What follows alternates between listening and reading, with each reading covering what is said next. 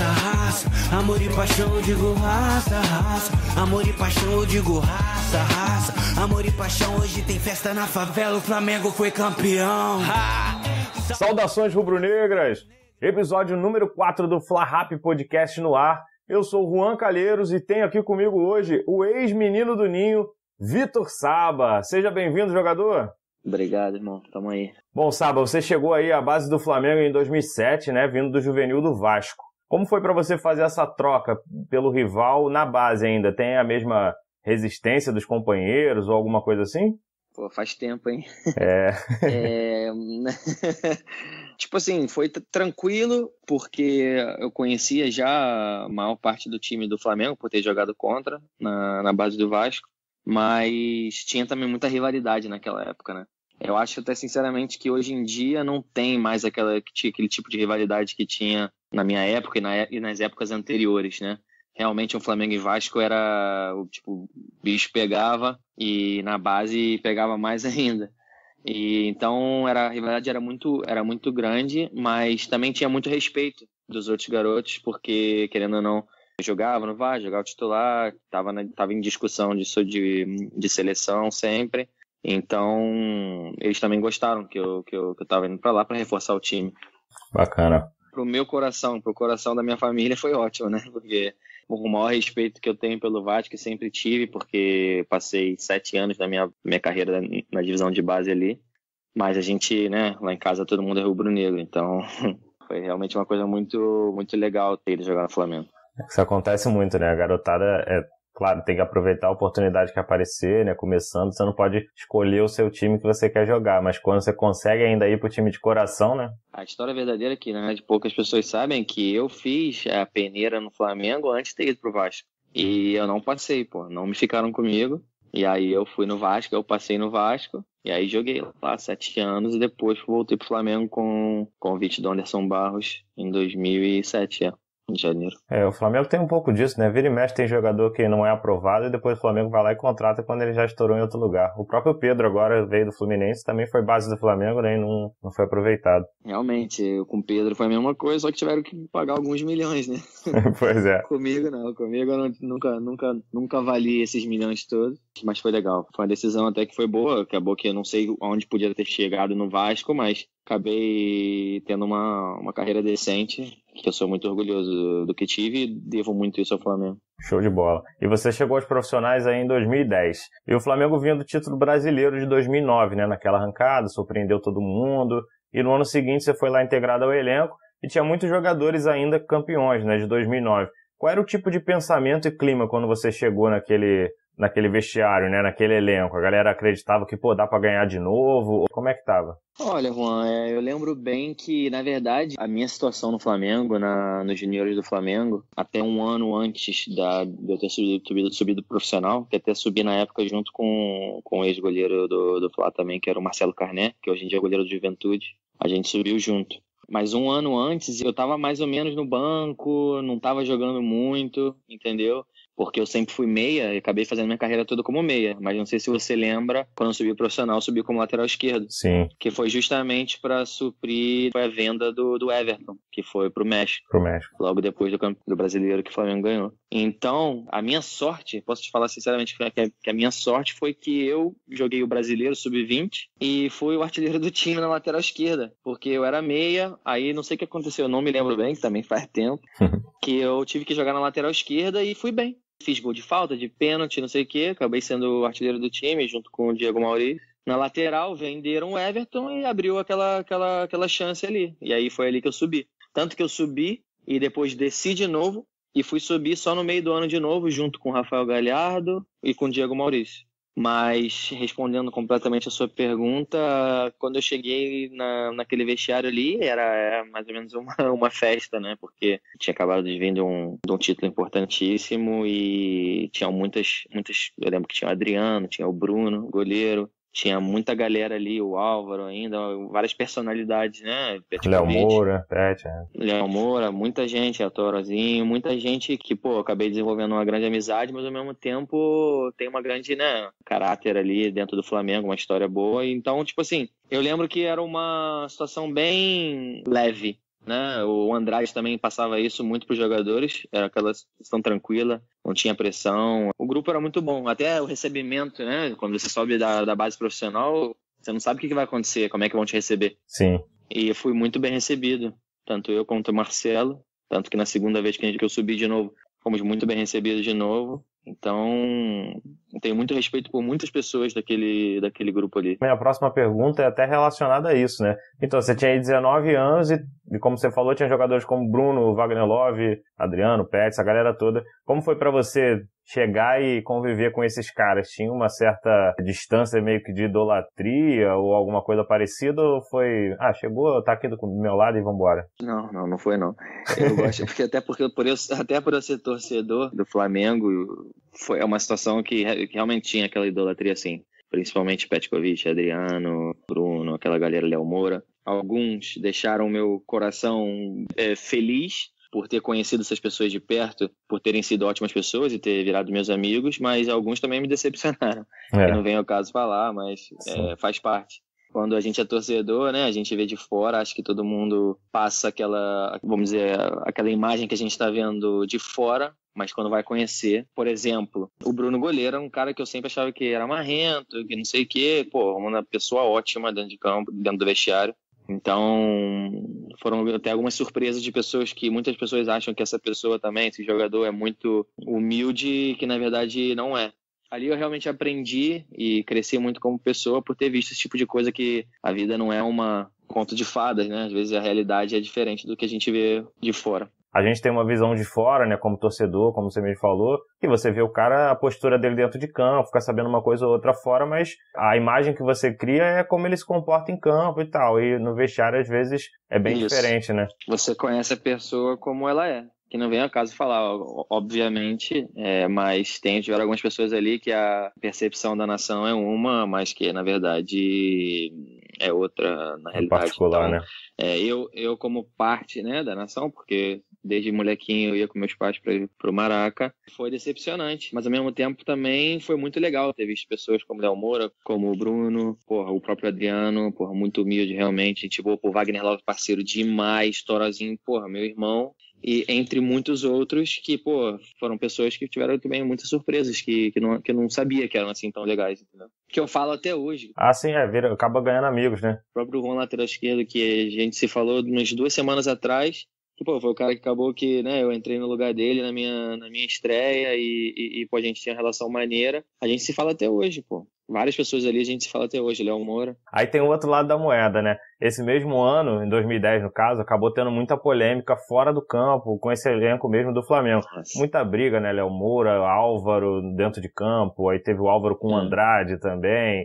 Aí teve a polêmica das festas do Adriano, o negócio da moto do Wagner Love, a prisão do Bruno que aconteceu. Foi um ano assim turbulento pro Flamengo, né? Teve a do Silas com o Jean, não sei se você lembra. Sim, o zagueiro Jean, né? E o Silas. O Silas ficou pouco tempo, mas deu tempo de brigar também. Deu tempo de me fazer estrear também. Foi com ele, né? Feliz por causa disso. Show de bola. Foi com ele. Aí, nesse caso, no meio dessa polêmica toda, você um garoto, chegando ali, vendo jogadores, como você falou, que tinha uma idolatria, que eram, a maioria que você citou, gente boa ali dentro do vestiário e tudo, mas envolvido nesses problemas todos. Como fica a cabeça de um garoto vendo o exemplo, né, entre aspas, que ele tinha, cercado de polêmica? É difícil. De um certo lado, você tá ali dentro, mas você não tem peso nenhum naquela situação. Então, você tá mais ou menos observando tudo. E quem tem realmente mais responsabilidade dentro do grupo que está gerenciando isso, né?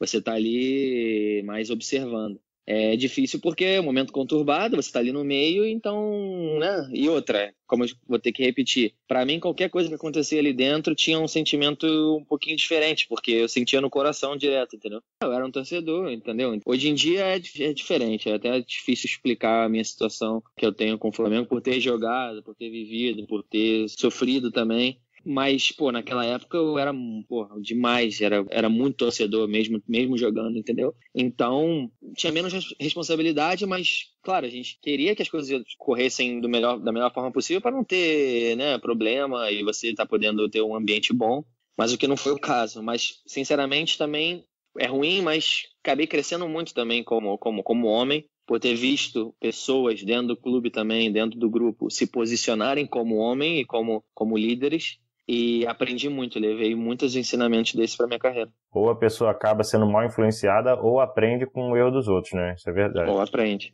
Ali tinha de tudo. Tive exemplo de todos os tipos. Vamos deixar essa carga pesada aí pra trás, já passou. A parte boa. O Silas foi lá, te botou pra jogar, você fez sua estreia, né? E acabou sendo o único jogo pelo Flamengo. Foi um 3-1 pro Palmeiras, no Engenhão e tal. Você entrou no lugar do Juan, como você falou, de ala esquerda. Sim. Pra você, como foi esse momento de, cara, vou estrear? Eu, sinceramente, sempre fui um jogador que sempre foi muito tranquilo, muito concentrado e estava sempre preparado. Sempre confiava muito na minha qualidade técnica também, até demais, por ter negligenciado muitas vezes a minha parte física, que acabei sofrendo na minha carreira por causa disso, mas eu estava sempre preparado. Eu não esperava ter jogado aquele jogo. Foi a minha primeira vez no banco, então eu já estava feliz. Na verdade, um jogo antes eu tinha sido convocado pela primeira vez contra o Grêmio, mas eu acabei indo pra tribuna, acabei ficando de fora do banco. E já tava feliz de estar ali, já tava feliz de viajar com os caras, já tava feliz de estar na discussão ali, né, do jogo, né? Porque antigamente, por muitos meses, desde quando eu subi profissional, eu ia pro treino e tal, saía a convocação, eu já ia lá olhar, eu já não tava. Então, eu ia pra casa, depois eu ia treinar, ou seja, eu nunca participei realmente do core ali do Flamengo até esse momento. Então eu já estava muito feliz de estar ali envolvido. E quando eu fui pro banco, poxa, eu tava vivendo realmente um conto de fadas ali dentro. Então eu não esperava que eu entrasse, principalmente no primeiro tempo, pô. E principalmente com os caras ali tocando, um fogo ali com o Valdívia, o Kleber. O Kleber fez 2 nesse jogo. Aquele time ali era bom pra caramba, pô. Depois entrou o Lincoln. Fez também um gol. Pô, o time dos caras era muito bom. O Filipão, o Fabrício, meu parceiro, que, a gente cresceu junto, tava lá jogando pelo Palmeiras naquela época. Gabriel Silva, acabei fazendo amizade com ele também. Pô, aquele time era muito bom. Então, o Vitor era o lateral esquerdo, que também corria pra caceta. Eu lembro que eu não esperava jogar, e principalmente no primeiro tempo. Então, quando me chamou pra aquecer, eu falei, caraca, os caras vão me botar no primeiro tempo mesmo? Será que ele sabe que é meu primeiro jogo?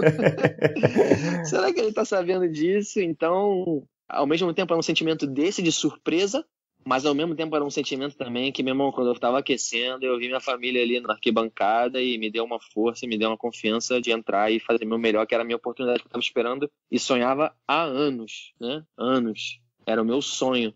Tanto que eu tenho a tatuagem, que era uma das coisas que eu queria conquistar na minha carreira. Eu tinha uma coisa de que eu queria pelo menos conquistar 4 coisas na minha carreira. E uma delas, eu fiz tatuagem dessas 4 que eu acabei conseguindo conquistar. Ah, maneiro. E uma dessas era jogar pelo meu time de coração, pelo Flamengo. Foi um jogo só, mas eu joguei, eu consegui. E acabei jogando bem, cara. Sinceramente, eu entrei numa situação muito difícil e acabei jogando bem. O time não estava muito bem, a gente acabou perdendo. Mas foi até uma surpresa depois de não ter sido mais aproveitado por causa daquele jogo. Eu recebi muitas mensagens, ligações, pessoas perguntando por quê, se estava machucado. Eu acabei sendo, depois daquele jogo, realmente cortado até de banco, de convocação e tudo. E lembro bem agora que até alguns jogadores vieram falar comigo no sentido de o que aconteceu, vou falar com o Silas, porque a gente precisa de você entrou bem, demonstrou caráter, demonstrou que podia jogar sob pressão. Mas, por algum motivo, não fui mais aproveitado.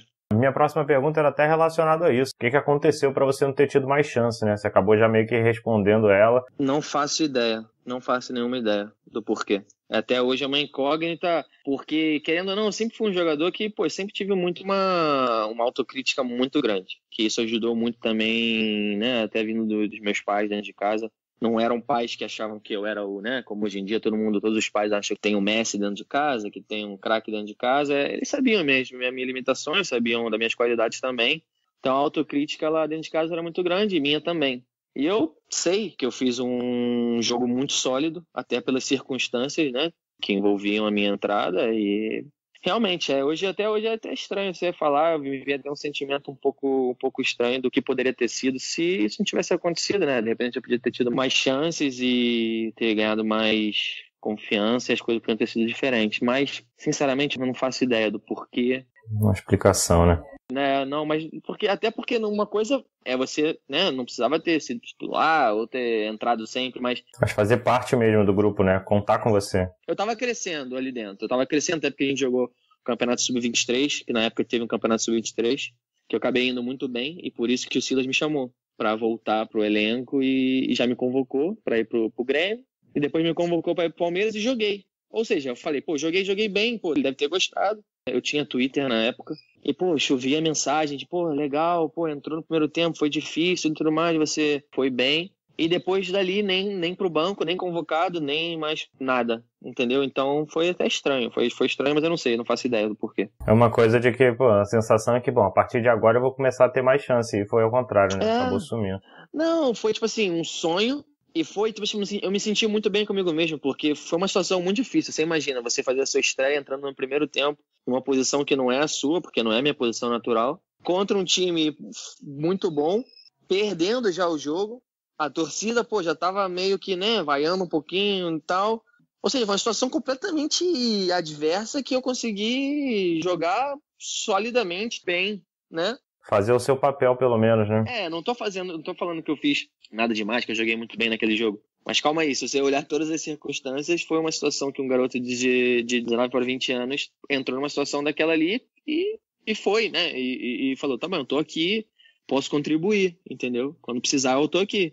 Então eu pensei que ia ter mais algumas oportunidades, de repente até a minha leitura pode até ser errada, as pessoas podem achar que eu não tenha jogado bem, pode até ser, mas esse é o meu modo de ver. Achei que eu joguei direitinho e podia ter tido algumas mais chances, ou podia ter participado ainda, continuado naquela discussão de jogar ou não, ou de ir pro banco ou não. E acabei realmente indo completamente pro outro lado. Que até me deixou com aquele pensamento, né? Será que realmente eu não joguei bem e tal? Mas acabou que não. Eu tinha autocrítica, achei que era válida a minha atuação, principalmente pelas circunstâncias do momento. Agora, você mesmo citou aí o fato de jogar de lateral esquerdo, e na maioria da sua carreira você foi armador. Até antes de subir, apesar de ter tido o torneio que você foi até artilheiro como lateral, mas até depois que você saiu do Flamengo e rodou bastante. Nunca mais joguei. Pois é, foi sempre armador. Você acha que o fato de ter sido visto como um lateral, ala esquerdo, no Flamengo te atrapalhou? Se eles tivessem pensado em você como armador, talvez tivesse mais chance? Eu não sei, Juan, sabe por quê? Porque naquela época, no meio campo tinha o Petkovic, tinha o Kleberson, tinha a galera, né? Depois no ano seguinte tinha o Ronaldinho, o Thiago Neves. A concorrência ficou pesada. Não, é verdade que depois o Negueba acabou jogando, onde Negueba, no caso, né, eu era titular nos juniores e ele era meu reserva. Acabou que depois o Tomás jogou com o Luxemburgo, onde o Tomás também não jogava, quem jogava era eu, antes, né, na base. O Matheus e o Adrian também tiveram a chance dele no meio campo, onde eles, né, até são 4 anos mais jovens, ou seja, é uma situação onde é difícil falar. Eu sei que era difícil jogar, ter oportunidade pelas pessoas que estavam jogando ali, que eram jogadores muito bons. Tem que ser sincero também, eu não estava completamente pronto para poder... Quer dizer, para ter chance sim, mas em 2010 ainda não estava realmente pronto para jogar como meia. A minha maturidade veio realmente em 2011, quando eu voltei do Vitória, de empréstimo. E ali sim eu estava pronto, que foi justamente ali que o Negueba e o Tomás tiveram as chances deles e eu não tive. Mas, cara, eu sou muito grato por ter tido essa oportunidade de jogar no lateral e conseguir realizar meu sonho. A gente não sabe que também, se eu não tivesse essa oportunidade, se eu ia ter uma carreira. E querendo ou não, foi isso que me alavancou a poder ir pro profissional. De repente eu nem subiria pro profissional, né? É muito difícil no Flamengo você subir o profissional. Especialmente aquela minha geração ali. Pô, muita gente subiu, que não é normal, entendeu? A geração 89, na verdade 90, 91 ali, 89 também, muita gente subiu. Muita gente fez carreira depois, né? A gente pode botar aí o Camacho, o Fabrício, o Bruno Paulo, o Michel, lateral, o Marcelo Carné. Aí no 91 tinha o Galhardo, o Diego Maurício. No 89 tinha o Eric Flores, o Wellington, zagueiro. Tinha muita gente que fez carreira, que acabou tendo uma carreira boa, entendeu? Que normalmente é difícil acontecer. Então eu sei que para ter tido aquela chance como meia foi difícil dentro de um clube gigante com jogadores muito, muito fortes, principalmente em 2011 com o Ronaldinho, o Thiago Neves ali no grupo, Botinelli, eu lembro. Ou seja, então eu sou grato, cara. Eu prefiro ver essa pergunta mais como uma forma positiva de que eu tive a oportunidade de ter jogado no lateral e ter subido profissional e acabei tendo uma carreira decorrente a isso, do que, será que eu podia ter ou não, como seria? Prefiro ir no seguro, né? O copo meio cheio, né? Prefiro ver desse modo. Aí, como você falou, acabou não tendo muita oportunidade e começou a ser emprestado, né? Aí passou Macaé, Vitória, Boa Vista, mas mesmo assim acabou não jogando nesses clubes, né? Não teve sequência. O que aconteceu nesses outros clubes? Cara, maturidade. Eu não tive a maturidade necessária para saber que eu tinha que sofrer. Porque quando você joga no Flamengo, é tudo mil maravilhas. E aí você imagina que eu fui jogar no Macaé emprestado, e aí primeiro treino, campo de lama, se trocava no vestiário todo sujo, longe de casa, uma situação que eu não estava realmente preparado para sofrer, entendeu? Tanto que no Macaé eu fiquei um mês e meio, e pedi para ir embora. Acostumado com uma estrutura, né, e não soube descer esse degrau, né, para começar de novo. Não, eu não tinha, não. A maturidade mesmo, que você falou, maturidade, né? Assim. Maturidade, sim, humildade sim. Também. Eu não tinha, era garoto, sabe? Hoje em dia, garoto, a gente tem uma cabeça diferente. Mas na época eu não tive maturidade suficiente para poder saber que eu tinha que sofrer para poder atingir meus objetivos. Vi como um empréstimo uma coisa negativa em vez de uma oportunidade. E vi situações onde eu não estava disposto a jogar na lama, a comer a comida diferente do clube, a fazer esse tipo de coisa, até porque eu não venho de uma família, né, que normalmente vem, que é a família mais, né, pobre e tudo mais, venho de uma família boa e hoje em dia eu tenho uma cabeça diferente, claro, até depois eu tive uma cabeça diferente, depois que eu voltei do Vitória, voltei muito mais maduro, por isso, justamente por causa disso que eu te falei, que ali sim eu poderia ter tido alguma chance a mais.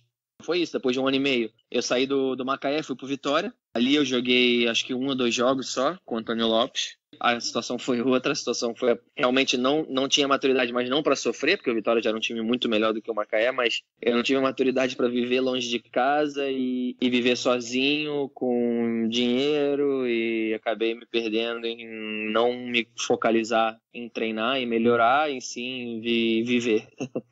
Então, realmente foi esse meu problema. Nunca foi, né? Até quem trabalhou comigo sabe que foi por questão de qualidade, que eu não joguei, ou por outras questões. Foi mais por questões mesmo de que eu não tive o comprometimento necessário e você, principalmente jovem, tem que ter para poder crescer, ganhar seu espaço. E eu não tive, naquela época eu não tive. Mas aprendi. Foi mais difícil, mas aprendi. Aí eu voltei pro Flamengo mais maduro e no Boa Vista realmente foi uma situação diferente. Uma situação onde foi um problema pessoal com o treinador, que eu não me lembro agora o nome dele, cara. Alfredo Sampaio? Alfredo Sampaio, a gente teve um probleminha logo no começo quando eu cheguei, porque ele não queria minha contratação. Quem trouxe foram os donos do time. E aí, por picuinha, não me botou pra jogar. E aí eu, né, acabei tendo uma conversa com ele, falando que, eu vou sofrer porque você teve um problema com a direção, porque você não me queria e tal, agora eu tô treinando bem, todo mundo tinha relação ótima com todo mundo do time que falava até com ele, bota o Saba pra jogar e não sei o quê. E ali eu não joguei por causa disso. E tanto nunca foi qualidade, porque logo dali, não tendo jogado um ano e meio, eu fui vendido para um time da Série B, que hoje em dia é da Série A, um dos maiores times da Série B na época da Itália. Tinha acabado de cair da Série A para a Série B e eu fui vendido para um time de um nível muito bom. Então, justamente pela qualidade que eu demonstrei na base, os vídeos que eu tinha que eram, né, muito bons, acabou tendo sido feito um trabalho de scout, né, forte em relação à Itália, onde acabei tendo propostas do Modena, do Brescia e não me lembro qual foi o outro time, e acabei indo pro Brescia, que é realmente um time muito bom. É isso, e aí no Brescia em 2012, né, você teve sua primeira sequência e um bom rendimento na carreira, mostrou que realmente Sim. Faltou jogar. Como foi essa sua adaptação e chegada na Itália? E até se você ficou com a sensação, até se tivesse tido essa sequência que você começou a ter lá no Brasil, você poderia ter rendido mais, mostrado mais aqui. Quando eu tive a proposta para ir pro Brescia, foi até uma situação incrível, porque foi quando tinha chegado o Dorival. E o Dorival era um cara que, quando ele chegou, ele estava começando a me utilizar, é que na época não estava tendo jogos. Ele começou a me utilizar, me botar no time reserva pra treinar e não sei o que. Ele gostava do meu jogo, me tirou da meia, me jogou pra segundo volante. E tava me dando muita moral. Então, quando aconteceu isso, eu falei, caraca, será que agora, que justamente agora que eu tô tendo um treinador que tá me olhando com bons olhos, né, que pode de repente me dar uma chance, é a hora certa pra sair? E aí eu tive uma conversa com ele, com o filho dele, que é o assistente técnico, e na época foi com o Zinho. O Zinho era dirigente na época, né? Junto com o Paulo César Coutinho. Tivemos uma conversa e eu perguntei pra eles, o que eu faço, não sei o quê. E aí eles falaram, Vitor, aqui é Flamengo, cara. Você tem a oportunidade de assinar 3 anos de contrato no Brecha. A gente tá satisfeito contigo agora porque o Dorival gosta de você, mas vai deixar passar essa oportunidade, não sei o quê. E aí eu acabei tomando a decisão de ir, que não foi difícil, mas me deixou sempre com aquela, caramba, e se eu tivesse ficado, né? Poderia ter tido essa sequência, né? Podia. Naquela época ali podia. Porque eu tava com o Dorival, com um cara muito, muito legal, um bom treinador também, tava me vendo com bons olhos ali como segundo volante, com a qualidade no passe ali e tal. Então eu fui e não me arrependo, porque minha vida hoje é tudo graças àquela transferência ali. A Itália virou sua casa, né? Eu moro na Itália, sou casado com uma italiana, Sim. A gente tem uma filhinha pequena. E bom, eu devo tudo que eu tenho hoje ao Flamengo e aquela transferência ali. Show de bola. E no Brecha você foi muito... Eu fui bem e foi incrível, porque eu cheguei e em 6 meses eu, joguei. Na verdade, no começo, nas primeiras 3, 4 partidas, eu não joguei. Eu joguei as primeiras 2, joguei normal, e aí parei de ser até convocado. E aí depois, quando eu tive a primeira oportunidade, eu destruí num jogo e não parei mais de jogar. E aí fui jogando, foi assistência um jogo, gol, outro jogo, assistência, gol. Aí eu acabei os primeiros 12 jogos com 5, 6 gols e 3 assistências, 4, mais vários dribles, vários jogadores que na Itália eles não estavam acostumados a ver, né? Até porque não tem muito jogador brasileiro na Série B da Itália, porque para jogar na Série B da Itália você tem que ter passaporte europeu, e eu tinha. Justamente por isso que eu pude ir. Logo depois desses 5, 6 meses, esses 12, 13 jogos, eu estava para ser comprado pelo Milan, vários times, né, atrás. E o Milan fez a proposta para mim, fez a proposta para o Salamon, o zagueiro polaco na época. E acabou que no último jogo, antes da janela de transferências de inverno, no último jogo eu me machuquei. E aí fiquei fora por 4 meses e acabou que pulou aquela transferência. O Salamon, né, o zagueiro, foi vendido. Você ficou. A gente ia ser vendido junto e eu não fui vendido. Fiquei, voltei depois de 4 meses, no primeiro jogo machuquei de novo. E aí perdi 6, 7 meses do final da temporada, não joguei mais. Foi uma frustração pra você? Foi muita frustração. Pra mim, pro time, porque a gente quase subiu pra Série A de novo. A gente foi pros playoffs e perdeu na final dos playoffs pro Livorno. Até com o gol do brasileiro, Paulinho, que depois foi jogar lá no Catar há muitos anos. Sim. E foi difícil porque tava tudo legal, o treinador me dava moral, a torcida me amava, eu tava muito bem. E aí depois no segundo ano tudo mudou, porque o treinador mudou o estilo de jogo, não tava jogando mais com meia, eu tive que jogar como atacante. Mudou tudo, mas foi uma adaptação também difícil nos primeiros 3 meses, mas depois de 3 meses eu já tava falando no italiano, eu não estudei, aprendi a falar na marra. Foi pra rua, né? Foi na marra mesmo, porque eu não gostava de não entender o que estava acontecendo, que as pessoas estavam falando eu não entendia, e eu não gostava. Tinha o Lucas Finazzi no time, que era um brasileiro, que me ajudou muito também. Mas eu aprendi a falar e a vida aqui na Itália, principalmente aqui no norte da Itália, é muito boa, sinceramente. Então eu tava descobrindo, né, Europa, a gente sempre tinha vontade de jogar aqui. Aí vai a segunda tatuagem, né? Jogar na Europa. Jogar na Europa numa liga boa, né? Numa liga boa, não era jogar na Europa em, sei lá, Malta ou na Bulgária, não sei. Era uma liga boa, era um outro sonho que eu tava vivendo. Show de bola. Aos poucos foi conseguindo aí os sonhos, né, as tatuagens. Mas realmente imagino que as lesões... É engraçado, porque anteontem, né, terça-feira agora, fiz uma entrevista com o Wilson Gotardo também, e ele comentou exatamente isso. A carreira do jogador vai galgando, né, cada escolha, cada passo, mas você não consegue se planejar, porque sempre tem os acasos. E os acasos entram muito nisso que você acabou de falar, né?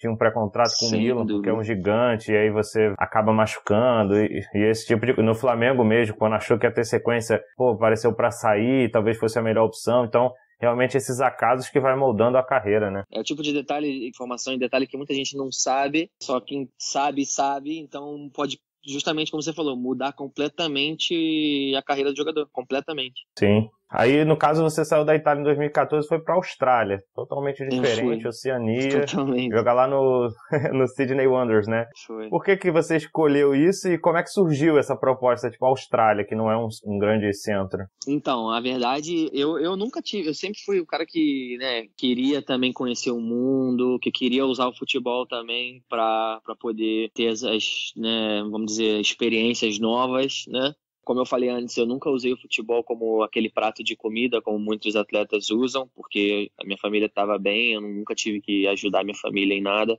Então eu usava o futebol para me divertir, porque era minha paixão, né? Porque eu era bom naquilo que fazia e porque eu também queria aproveitar e usar o futebol como plataforma para experiência, né, pessoal. E justamente essa transferência para a Austrália foi legal, porque foi uma outra coisa completamente diferente. Eu fui para o outro lado do mundo, outras coisas, e eu apostei em mim mesmo. Porque eu tive que deixar muita grana do Brecha, porque eles não queriam me liberar, eu ainda tinha um ano de contrato, para poder ir. Deixei uma grana pesada, porque eles estavam nas oitavas de final da Champions League asiática na época. Então, eu não sei por que quando eu tive a proposta, eu falei com o treinador, ele falou assim, Vitor, se você vier pra gente ser campeão. E nunca nenhum time na Austrália foi campeão. Era um milagre, até porque todos os times da Austrália, eles operam em salary cap, né? Que quem não sabe como é que fala em português? Teto salarial. Então, os times da Austrália jogam que nem na MLS, com um teto salarial. E a gente jogou contra o time na quarta de final, a gente jogou contra o Guangzhou da China, que, pô, só o Elkson, o Lipe, o Diamante e o Gilardino comprava toda a A-League, toda a liga da australiana, só com o salário dos caras. A gente jogou contra o Al Hilal, que na final tinha o Thiago Neves, o Digão, pô, muita grana também envolvida ali. Ou seja, era milagroso, assim, ninguém esperava que a gente ia ser campeão, ninguém esperava que a gente ia passar das oitavas de final, entendeu? É o tipo de coisa que tem que ser. Quando eu recebi aquela ligação, eu falei, eu vou, mas eu vou se eu for é pra ser campeão, porque eu vou mudar minha vida. Eu tava com 3 meses só de namoro com a minha hoje em dia mulher, e pra ela também ter saído da Itália, ela foi comigo depois de 3 meses de namoro, largou o trabalho dela, largou a família dela, a família italiana é difícil pra poder sair de perto. São muito apegados. E largou tudo pra ir ficar comigo. Então foi tipo assim, uma situação completamente diferente. Que na verdade, quando eu tava no Flamengo ainda, e quando eu tive a proposta do Brecha, eu tive a proposta do mesmo time pra ir emprestado lá na Austrália. E aí eu acabei rejeitando pra ir pro Brecha, claro, obviamente, na época. E o treinador me acompanhou no Brecha e depois fez de novo a proposta. Aí eu falei, quer saber, eu vou. E fui. E fui com aquela... E acabou sendo campeão. E acabamos sendo campeão, cara. Acabei jogando muito bem. Foi uma parte, né? Uma peça fundamental para aquele título ali, inusitado e importante. Aí foi a outra tatuagem, que era ganhar um título importante, participando integralmente. Show de bola. Dali, né, foi campeão da Liga das Campeões da Ásia, acaba indo pro Mundial. Como foi jogar um Mundial de clubes, só que até com uma perspectiva diferente, que aqui no Brasil, normalmente o time brasileiro vai com aquela coisa, é Brasil e Europa os favoritos, né, no caso, América do Sul e Europa. Como é jogar com um clube que meio que vai, não menosprezando, mas vai praticamente a passeio, né? Sim. Olha, a gente foi pra lá querendo jogar contra o Real Madrid, porque se a gente ganhasse do Cruz Azul, que era a primeira partida, a gente ia jogar contra o Real Madrid. A gente quase ganhou, porque os caras ganharam da gente no último minuto do tempo suplementar. E foi um jogo que tava chovendo muito, o campo alagado, que não era pra ter jogado. Mas justamente pelo que você falou, times que foram a passeio, entre aspas, a FIFA ali fechou o olho e deixa eles jogarem logo, porque vão perder pro Real Madrid mesmo, entendeu? Então, não era pra ter jogado, mas a gente jogou e perdeu no último minuto do tempo suplementar, que ia pros pênaltis, e acabou não jogando contra o Real Madrid. Aí acabou que no segundo jogo a gente foi jogar disputa de 5º e 6º lugar, e acabei que eu fiz o gol de falta, o gol do empate, que foi pros pênaltis depois. بجماهير فيتور صابا السامبا البرازيلي خطير فيتور صابا جول هدف ثاني هدف التعديل رائع من البرازيلي فيتور صابا البرازيلي يمضي هدف ولا أروع ولا أجمل. Mas, na verdade, a gente estava indo ali, cara, a gente estava indo para poder, né, uma experiência nova, pô, Mundial de Clubes. A gente, foi mais pra saber que não ia ser campeão, que já era uma coisa incrível de acontecer. O legal é que, só tinha eu e o Marcelo de brasileiro. Foi uma experiência muito maneira. O título era jogar com o Real Madrid, né?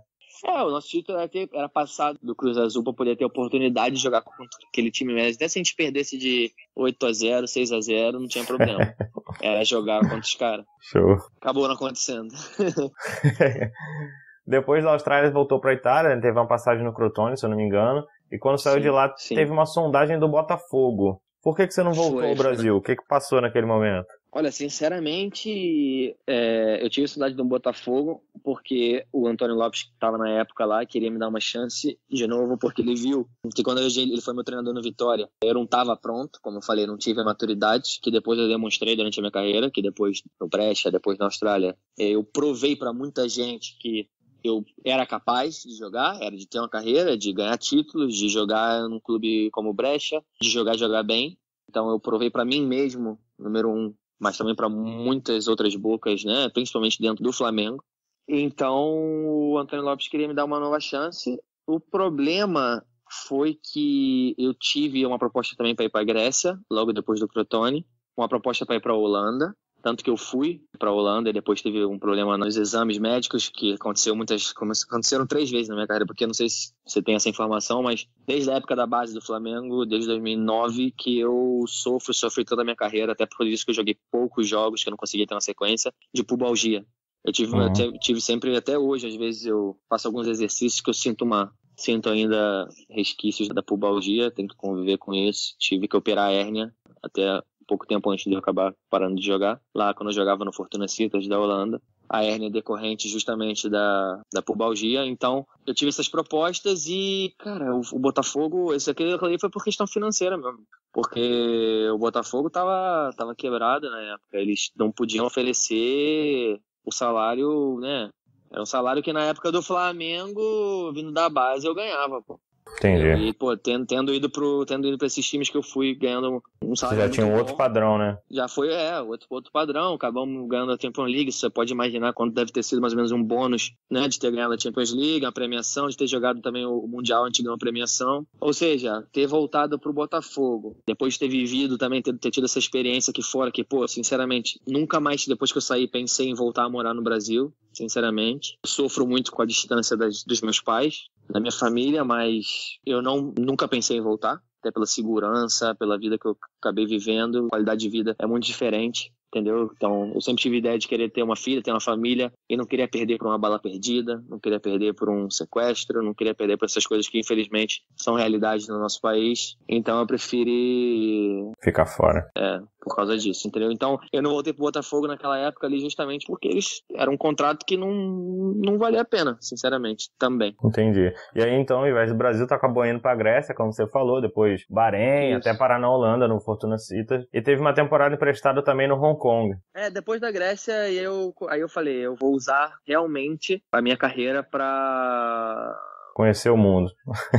Isso, para base financeira e para experiência pessoal. Aí, como eu falei, Grécia, Bahrein, Holanda e Hong Kong. Qual a principal característica de cada uma delas que você diria? Pô, na Grécia, tal coisa no futebol, ou até pessoal mesmo, no Bahrein, na Holanda, assim, pontuando cada um, qual seria? Cara, o legal é que eu joguei em 4 continentes diferentes e mesmo dentro do próprio continente, né, tem a parte asiática dos árabes, a parte asiática dos chineses. Eu vi de tudo um pouco, só faltou jogar nos Estados Unidos. Então isso foi muito legal porque eu cresci muito como pessoa. A maturidade, quando você passa por esse tipo... Uma coisa é você viajar, outra coisa é você entrar numa nova cultura, você viver esse tipo de experiência, você cresce muito como pessoa. É muito difícil se adaptar, porque a mudança, eu comecei a mudar cada 6, 7 meses, 1 ano a gente estava mudando. Minha mulher também sofreu muito na época, porque não estava acostumada, mas a gente cresceu muito. E, por exemplo, no Bahrein, se eu tiver que...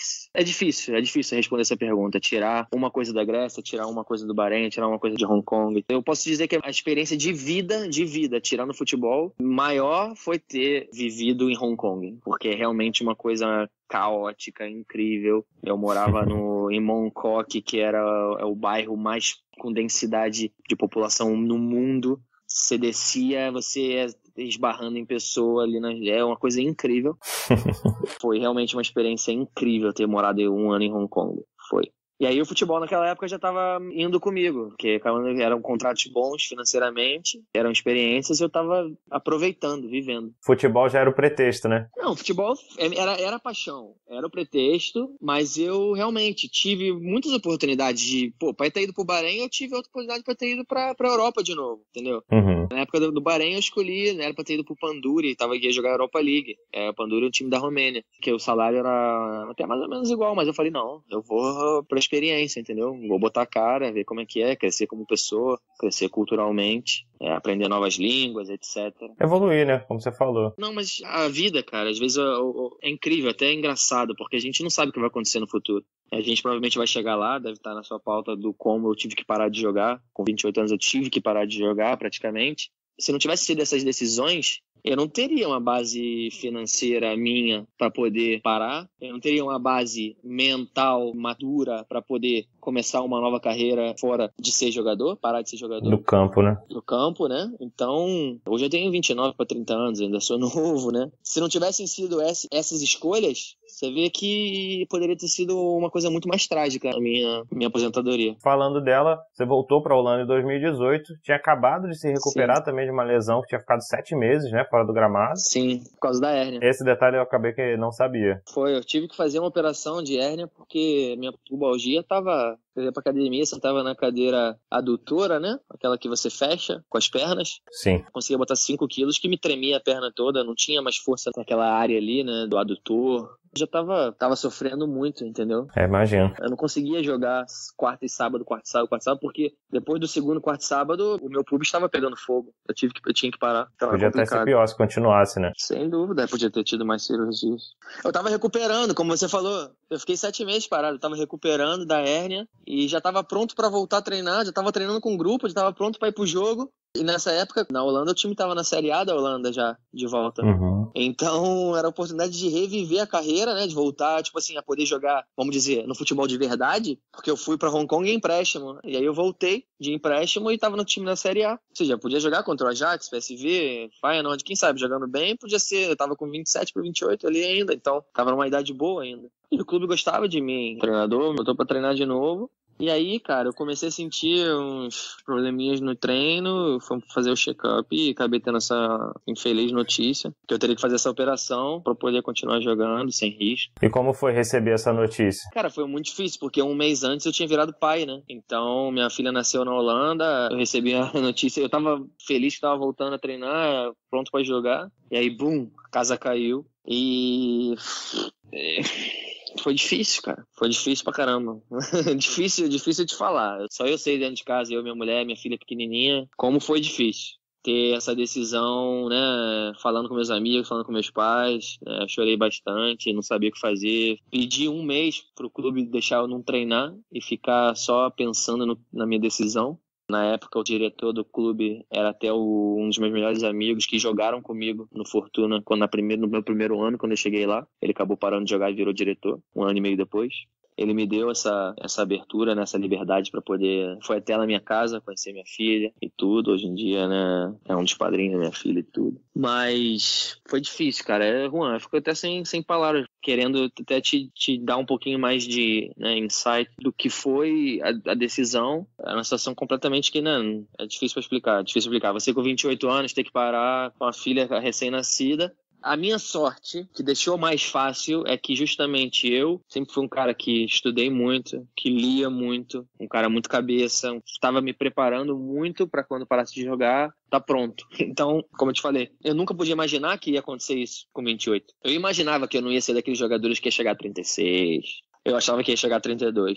E aí, por decisão minha, ia parar. Quando você começa já a chegar com a cabeça da aposentadoria, você começa até a se planejar em relação a isso. Com 28, você não estava com esse pensamento ainda, né? Então foi uma decisão provavelmente mais difícil. Isso, do que fazer. Na verdade, pronto eu tava. Porque eu, sou um cara que eu leio muito, sou um cara que procuro estar bem informado, sou um cara que procuro, né, tá sempre crescendo como pessoa, tanto que minha carreira fala por si só, por eu ter usado a minha carreira como plataforma de crescer culturalmente e melhorar, e ficar mais maduro como pessoa, né, que você cresce muito nessas experiências. E estava pronto justamente com isso, pela educação que eu tive, né, dos meus pais, da minha família, por falar 4 línguas também, ajudou muito essa transição.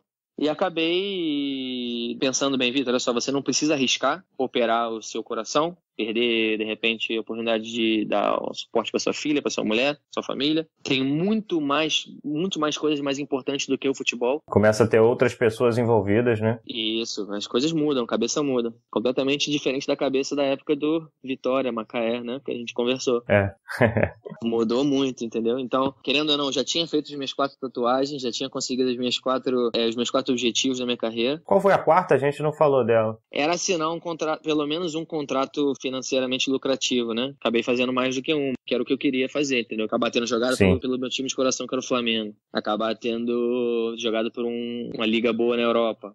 Acabar sendo campeão de um grande título e participando bem desse título. Importante, né? Sendo peça importante. E tendo feito pelo menos um contrato financeiramente bom. Então, acabei tendo conseguido já feito os 4, vídeo de tudo um pouco no futebol, mesmo com 28 anos, então ajudou muito junto com essa parte minha, né, mental, de buscar melhorar mentalmente. Eu tava mais pronto do que a maioria tá com 24 anos, vamos dizer assim. Tanto que hoje eu tenho sucesso na minha nova carreira justamente por causa disso, porque senão, crescendo do jeito que eu tô crescendo, tendo o sucesso que eu tô tendo em 1 ano e meio depois que eu parei, é muito difícil. Uma carreira brutal que é a de empresário, né? Isso, e hoje em dia você é empresário de jogador e tal, tem bastante atleta, como você citou, são 34, né? Eu tenho 34 jogadores, eu tenho 7 no Brasil, tenho 4 na base do Flamengo, 2 na base do Fluminense e 1 no Botafogo. E o resto na Europa. E você citou aí que você sempre foi um cara muito culto, né? Viveu em muitos países e tal, fala 4 idiomas, faz yoga, meditação, lê bastante. E é um perfil muito diferente dos boleiros, né? Como é que era no vestiário, assim?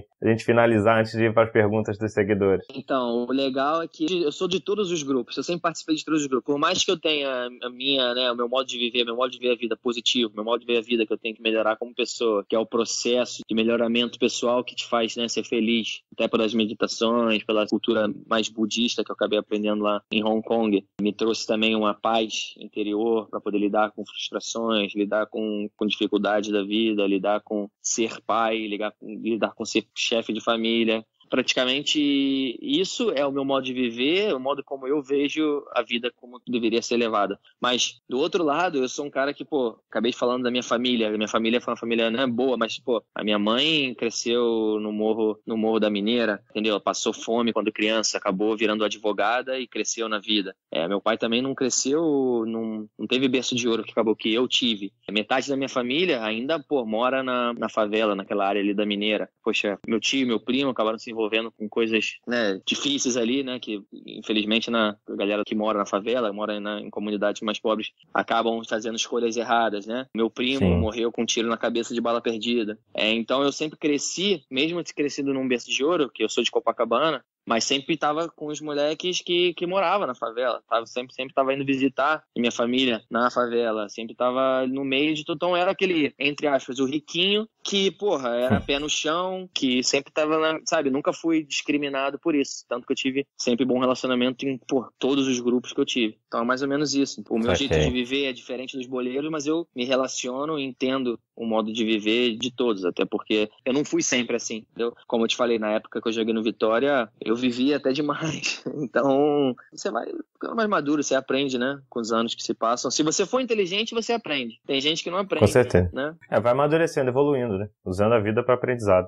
Eu conheço muita gente que é muito mais velho que eu, que ainda é uma criança dentro, que ainda não aprendeu com os erros, não aprendeu com o que é realmente a vida. Como a gente falou lá no início, né? Ou você amadurece ou você vai só seguindo na mesma onda que você tá vendo. Isso aí, perfeito. A gente vai entrar aqui na Voz da Nação, estamos chegando na parte final da entrevista aí com você. Pedir para os seguidores mandarem perguntas, fazer algumas perguntas dela para você, são só 3 perguntinhas. A primeira é do Rudinei Ribas, lá do interior do Paraná, Laranjeiras do Sul. Ele perguntou qual o estádio que mais te intimidou como visitante na sua carreira. Foi a final da Champions League contra o Al Hilal. Eram 65 mil, se eu não me engano, árabes, porque deviam ter 100 australianos ali torcendo pra gente.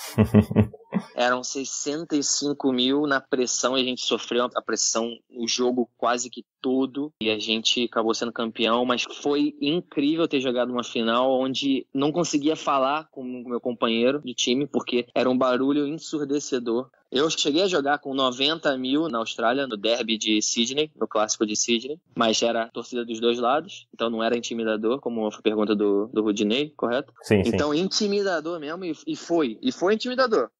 Te falo que foi uma das poucas vezes que eu sempre fui um jogador muito tranquilo, nunca sofri pressão, sempre tinha muita, como eu te falei, confiança em mim mesmo, então sempre estava até demais confiante. Mas, meu irmão, a final da Champions League foi um momento intimidador de verdade. A gente chegou no vestiário, a gente chegou no estádio para poder fazer reconhecimento do gramado, já tava cheio, cara. Já tava cheio, tava todo mundo lá. Todo mundo lá. Eu tenho vídeo no meu iPhone, às vezes eu até vejo de novo, assim, para reviver. É uma coisa que foi surreal. Foi intimidador de verdade aquele jogo ali. A próxima pergunta vem do Paulo Roberto, lá de Santa Catarina. Provavelmente tem uma certa relação com o que aconteceu aí, o acidente com os meninos do Ninho e tal, que ele perguntou como eram as instalações da base do Flamengo na sua época.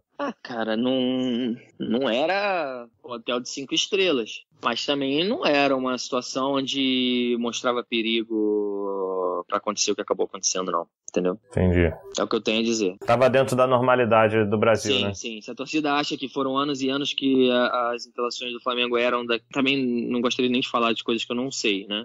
Porque eu não sei qual era a realidade no momento ali, aquele trágico acontecimento, vamos dizer. Mas lembrando aqui, eu lembro aquela galera ali que morava ali, que eu ia ali às vezes visitar, falar com os moleques ali na época. Era uma situação aceitável, sim, de se morar. Não era, por exemplo, a do Vasco já era uma outra realidade. Hoje em dia eu tenho 2 ex-jogadores que trabalham comigo no Brasil, porque como você pode imaginar, se eu tenho 7 jogadores na base dos grandes do Rio, eu não consigo gerenciar sozinho aqui da Europa, então eu tenho o Igor, ex-volante do Vasco. Não sei se você lembra, o Igor, sim, cabeça de área, ex-volante do Vasco, Fluminense. Então, o Igor e o filho do Moser, o Daniel Moser, são os caras que tocam a minha situação aí no Brasil, e são meus companheiros de trabalho, meus sócios, e praticamente o Igor, a gente estava conversando outro dia, que, a base do Vasco, que naquela época eu lembro que, jogava comigo no Vasco, era, Allan Kardec, o Souza, o Alex Teixeira. Uma base bem boa do Vasco. Isso, que a maioria, né, até 2 anos antes era o Coutinho, Muralha. O Alan e o Rômulo também são dessa geração? O Rômulo volante, né?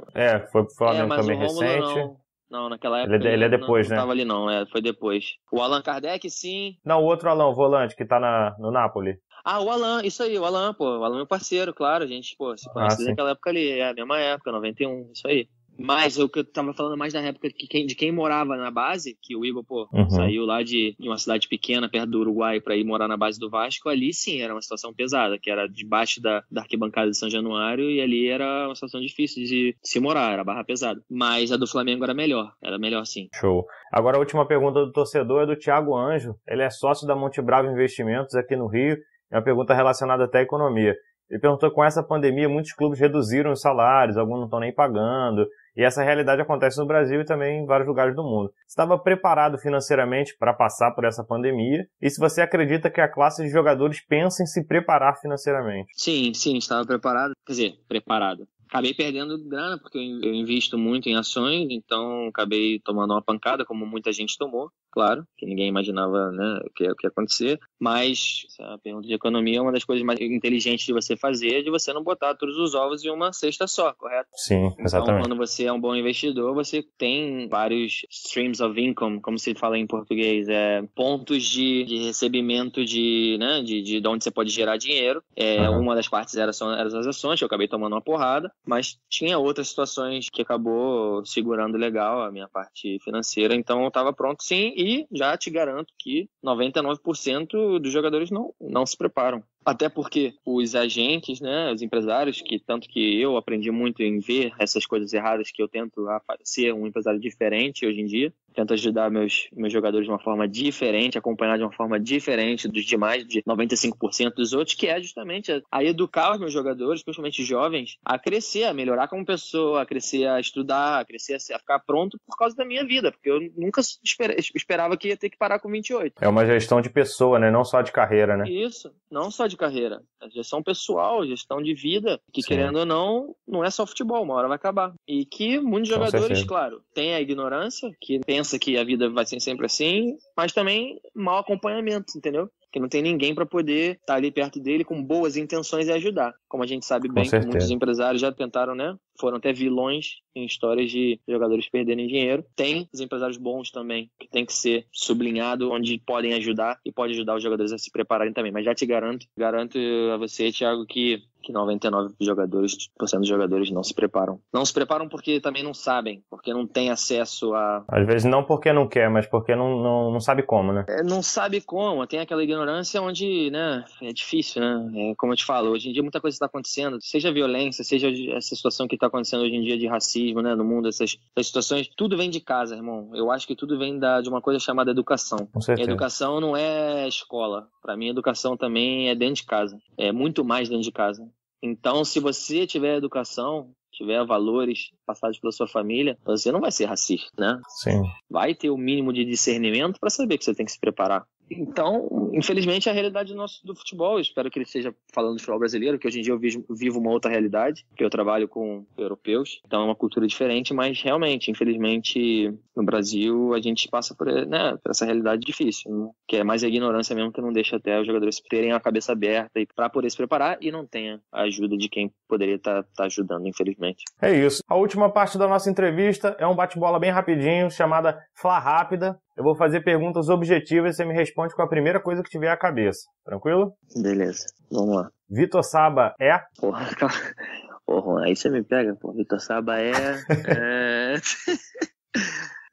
feliz, cara. Eu sou feliz, sou grato. Show. O melhor jogador que você jogou junto? Vai ter que ser o Ronaldinho, cara. O que eu vi ele fazendo de perto ali, irmão. Cada treino a gente abria a boca por certos domínios, certas coisas, até no bobinho, o cara é sensacional. Surreal, né? E contra? Bela pergunta, cara. Nunca parei pra pensar nisso, Juan. Cara, porque eu joguei junto com ele e depois eu joguei contra. E quando eu joguei contra, eu vi quanto ele melhorou e que foi difícil, foi o Elkeson. A que vem na hora, sim, é esse. Não sei se seria a resposta definitiva que eu daria, mas é ele, é. Um ídolo. Pô, só vem que pergunta difícil, cara. Pô, deixa eu pro final essa pergunta difícil aí, me pegou, cara. Eu cresci tendo o ídolo como o Sávio, Roberto Carlos. Eu gostava muito quando era moleque, né? Porque eram dois canhotos, principalmente o Sávio, quando eu ia muito pro Maracanã. E depois acabou passando o seu Riquelme e o Zidane, né? Mas eu nunca tive ídolo, sinceramente, mano. Até essa resposta eu vou ter que falar não. Eu não tive ninguém que eu idolatrei. É mais uma admiração, né? Eu tive muita admiração por certas pessoas, mas eu nunca idolatrei ninguém, cara. E um rival? Eu acabei tendo uma rivalidade com o Marcelo Lippi, né? O treinador, né? Campeão italiano pela seleção naquela época ali da quarta de final da Champions League, que a gente ganhou. Acabei fazendo um outro jogador ser expulso porque ele acabou encostando o pé na minha cara. Acabou, não foi sendo um chute, mas pegou na minha cara e eu acabei, né? Botando a mão na cara, aquela situação de jogo. E aí ele entrou em campo, falou que eu era incorreto na imprensa e tudo mais. Rival até porque acabei escutando por outras pessoas depois, até porque eu moro na Itália, o filho dele é também empresário, que até hoje ele não engoliu o Vitor Saba pelo que aconteceu. Então é mais que eu não tenho rival, tá? É mais dele com você, né? Ele comigo, eu não tenho nada contra ele, eu acabei ganhando, nem me preocupava com ele. Eu penso muito nas coisas positivas para pensar uma coisa negativa, né? E o melhor jogo da carreira? Cara, o jogo da minha carreira vai ser sempre a minha estreia, porque eu joguei pelo time do meu coração, eu sou Flamengo e a minha família é Flamengo e eu fiz meu pai chorar, fiz minha mãe chorar, fiz todo mundo se emocionar, eu me emocionei, agora eu tô falando, tô me emocionando de novo. Então, vai ser sempre o jogo da minha carreira, porque desde quando eu tinha 3 anos eu jogava bola na praia de Copacabana com a camisa do Flamengo, todo mundo, porque, meu pai é muito amigo do Júnior, né, do Leo Vegildo. Sempre cresci com o Maestro, joguei na escolinha do Maestro, tenho uma porrada de foto desde pequenininho com o Maestro, desde quando eu era bebê, me pegou no colo. E tem sempre aquela coisa, Vitinho um dia vai jogar no Flamengo e não sei o quê, e eu sempre, um dia eu vou jogar no Flamengo, eu vou jogar, e eu consegui. Jogou? Joguei, irmão, joguei e por isso que eu tô falando, me emociona e todo mundo da família se emocionou, e vai ser sempre o jogo da minha carreira aquele, sempre. Aí você fala de coração, e quando você fala de coração não tem filtro, não tem nada. Só a gente que sabe o que é ser rubro-negro e poucos sabem o que é ser rubro-negro e jogar pelo time de coração. Então eu sou muito grato e muito privilegiado de ter tido essa experiência. E o pior jogo? Tu me pegou, amor. Se você veio com tudo agora no final da entrevista, cara. Era pra ser um bate-bola, mas tá difícil. Era pra ser resposta rápida. Como é que eu vou fazer resposta rápida assim? Não sei. Meu pior jogo, cara. Não foi o pior jogo, mas uma situação ruim que foi o único cartão vermelho da minha carreira, que foi no derby de Sydney, né? Que foi o Sydney contra o Sydney, que foi o Sydney que o Del Piero jogou contra o Sydney que eu jogava, que era, 90 mil no estádio, a gente tava ganhando o jogo, dei um carrinho feio, também foi expulso. Depois o Sydney virou a gente com a menos. Aí eu senti aquele gostinho de droga. De vilão da história. De vilão, todo mundo no vestiário, aí aqueles olhares. Aí eu tinha uma certa moral que foi legal, mas aquilo ali foi meu primeiro cartão vermelho, que foi pesado pra poder digerir depois. E um gol? Foi meu primeiro gol como profissional, que foi no Brescia, um gol de falta contra o Ternana. Que meus pais estavam na arquibancada, que foram me visitar na Itália por 2 semanas, e acabou que eu joguei 2 jogos e fiz 2 gols, um atrás do outro. Só que um foi dentro de casa. Foi no Mário Rigamonte, o estádio do Brescia, e eu meti um gol de falta, que também só fazia gol de falta. Só fazia ou gol de falta, ou gol de pênalti, ou gol bonito. O gol normal eu fazia. Saba, sinistro e Brescia in vantaggio. Era al centro della porta Ambrosi, portiere della Ternana. Primo gol con la maglia del Brescia per Saba, brasiliano, classe 90, molto astuto. Até inusitado o gol de falta, pelo jeito que foi feito, e foi muito legal. O estádio estava cheio também, meus pais estavam lá, dediquei a meus pais e eu sempre me lembro desse gol. Na minha carreira faltou? Faltou aquilo que a gente conversou antes, faltou de repente ver como teria sido jogar pelo Flamengo como meia, em vez de ter sido como lateral. Maneiro. Meu auge foi? O meu auge foi o título da Champions League, sem dúvida. Agora, para finalizar, eu vou falar números de camisas e você me diz qual o primeiro jogador que vem na sua cabeça. Tá, bora. Número 8. Eu. Não porque eu joguei a minha carreira com o número 8, eu não joguei, mas desde pequeno eu jogava com o número 8, então era o meu número favorito. Show. Número 7. Beckham. Número 4. Eu. E número 10? Número 10 eu diria Riquelme. Então 8 você, 7 Beckham, 4 você de novo e 10 Riquelme. O 8 eu pequenininho, depois o 4 sou eu o maior. Foi uma pegadinha mesmo, foi números que você usou aí durante sua carreira. Não, porque o 8 eu joguei no Crotone, mas eu não joguei muito no Crotone, então eu não considero que eu tenha usado aquele meu número como eu poderia ter usado. Mas acabou que realmente o 10 foi aquele que mais, né, vamos dizer, porque na época que eu joguei na Austrália realmente era bem conhecido, bem famoso lá, e eu jogava com o número 10, fui campeão com o número 10, então foi bem legal, mas não tem como, eu sempre gostei muito do Riquelme jogando, cara, muito, eu era fã. A 10 é concorrida, né? Isso, mas concorrida. Mas era o estilo de jogo que eu também tinha, claro, não comparando qualidade técnica, não seria louco de fazer isso, mas era o cara que eu olhava assim, eu abria a boca toda hora que via jogar. Vitor, muito obrigado, cara. Chegamos aí ao final da nossa entrevista. Foi muito maneira. Me arrisco a dizer que foi uma das melhores entrevistas que eu fiz aqui. Foi bem legal, cara. Obrigado, cara. Curti bastante. Valeu, fico feliz. Deixar o espaço para você, suas considerações finais, fica à vontade. Não, primeiramente queria agradecer, né, pela oportunidade de poder até usar o seu veículo para poder falar com muitas pessoas que de repente não se lembram muito de mim ainda, mas que de repente tinham uma certa admiração. Então, pelo convite eu gostaria de agradecer, até porque foi realmente um papo muito legal. Em certos momentos eu esqueci que foi entrevista e foi mais uma conversa com um amigo. Foi legal ter revivido também, porque hoje em dia eu sou tão ocupado que eu não consigo nem lembrar muito dessas coisas que a gente acabou falando.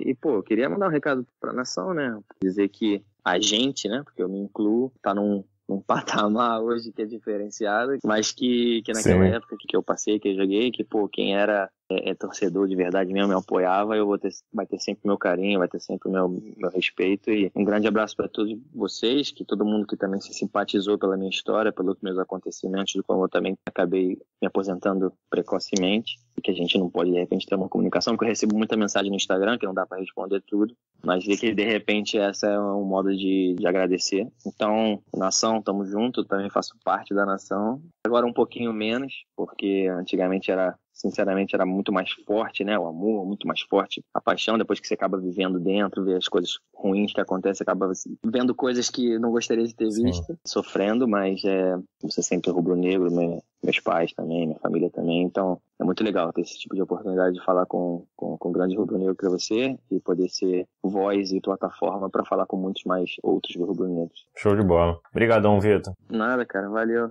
Foi muito maneiro. E esse foi o Vitor Saba, aqui com a gente na FlaRap. Muito bacana a entrevista. Chegando ao final aqui de mais um episódio, vou deixar para vocês o nosso Instagram. Segue a gente lá no @FlaRapOriginal. O meu é o @CalheiroJoan. E o nosso convidado, Vitor Saba. Nossos parceiros também, @TraveDeChinelo_oficial. A loja fut.esport_oficial, vocês lá têm 15% de desconto nas camisas, e o @Clube Retrô tem o cupom de desconto também da FlaRap, digita FlaRap, para camisas retrô do Flamengo. Você escuta o nosso podcast no Anchor e no Spotify, e sempre divulgando pelo nosso Instagram. Aqui é raça, amor e paixão. Tal do Everton Ribeiro é futebol raiz, sem tempo pra Nutella, tem gol do Gabigol e vai ser festa na favela. G9 é artilheiro, ninguém segura o pique, acelerando no campo, joga muito Bruno Henrique, nem tenta alcançar que é burrice. No comando da zaga, Rodrigo Caio, é claro que é xerife. Isso é Mengão, segura a ginga, é manual do Vapo, Gerson, nosso Coringa. Vitinho e Renier, a torcida perde a linha com a dupla mais pesada, Felipe, Luiz, Rafinha. É bicicleta, é chapéu, é caneta. Aí, já pode entregar o Puskas pro Arrascaeta. Diego, camisa 10, segura o capitão, cruzar na área, golaço de cabeça do Arão. Rodolfo e Pablo Mari, fechando aquela zaga, Diego Alves no gol, vixe, não passa nada. A torcida mais bonita gritando na arquibancada. E ainda tem Jorge Jesus no comando da parada. Vem, é 7 vezes campeão, isso é Flamengo ganhando o Brasileirão. Vai, segura o Mengão, nação de vencedores, somos bicampeões da Taça Libertadores. Eu digo raça, raça, amor e paixão, eu digo raça, raça, amor e paixão, eu digo raça, raça, amor e paixão, hoje tem festa na favela, o Flamengo foi campeão. Eu digo raça, raça, amor e paixão, eu digo raça, raça, amor e paixão, eu digo raça, raça, amor e paixão, hoje tem festa na favela, o Flamengo foi campeão. Salve, salve, nação rubro-negra, que ano incrível, campeão carioca, campeão brasileiro, campeão da Libertadores, o mundo é nosso, voa Flamengo!